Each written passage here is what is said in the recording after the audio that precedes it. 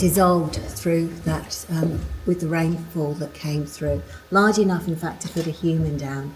And that's what happened way back in 1958. A local man to Augusta, a chap called Cliff Spackman, he and some friends had discovered this hole, but Cliff volunteered to come into the cave. So he had a rope tied around his middle and he got lowered through those 12 metres of limestone. Just remember, he wouldn't have known it was 12 metres at that time, so he didn't know how far down he had to go. And he landed about here, and he was just amazed at the sheer size and beauty of this cavern. So he went up and told his friends, after he'd been in the cave for about an hour, that they'd found this magnificent cave. Took them a few months to get organised, but when they were fully organised, they all came back into the cave. To form any sort of movement within this cave, you really need water. Yep. They would dissolve and weaken their structures. You'd need wind, which we don't have, very little of it. Or we humans, put it like you're going to knock it, and that's the problem. I'm under strict instructions, you're not allowed to touch anything, so therefore, pretty rare. As it continues to trickle over and over, that layer of calcite crystal builds to be a much thicker and smoother one. This formation here we call the waterfall, because when we're walking through from that platform to the next, if you look at it. So we're going to make our way now down to the bottom of the cave.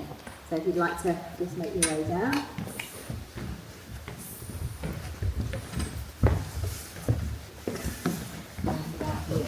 And this wall of calcite crystal has been created in a variety of ways.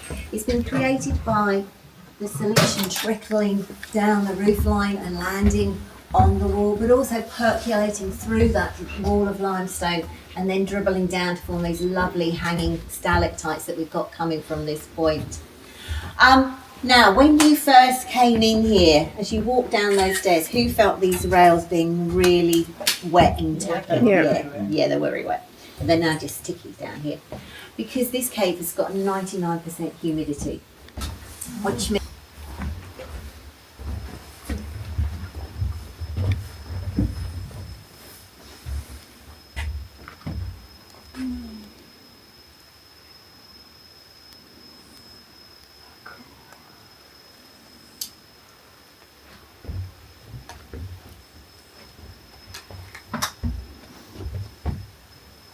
away.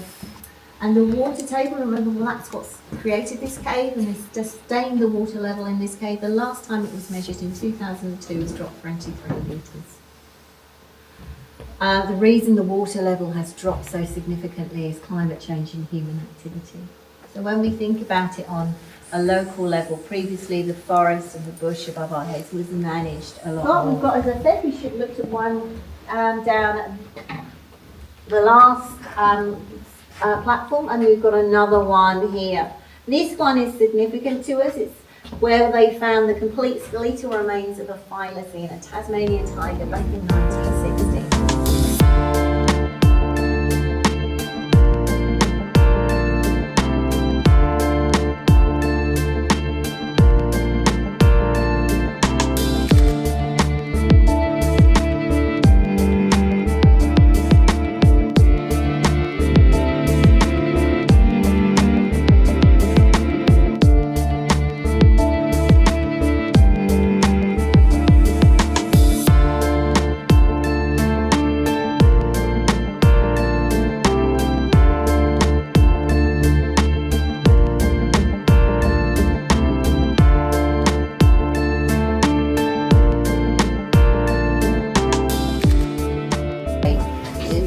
Here we have this amazing shower of straws, but you'll notice these two have got a little bit extra on them, and these are called pendulites.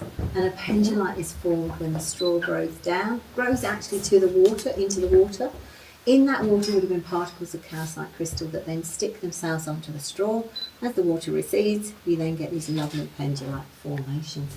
Exceptionally rare, very fragile.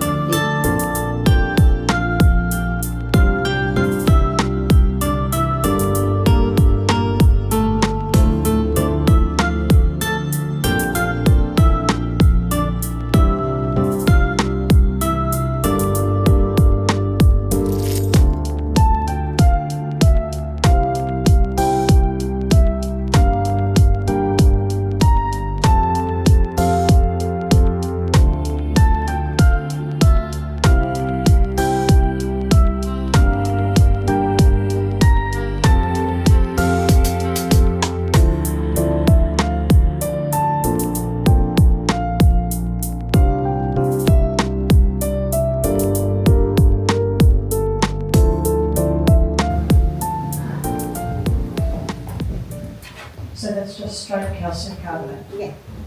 This piece of calcite was found over there when they did making the platforms and things. It's been a part of the tours a good 20 to 30 years. So yeah, this is exactly what we've been seeing. We just Imagine that it felt like that. No, I know. There's a sentence. All right. Everybody experienced the calcite that wanted to experience it.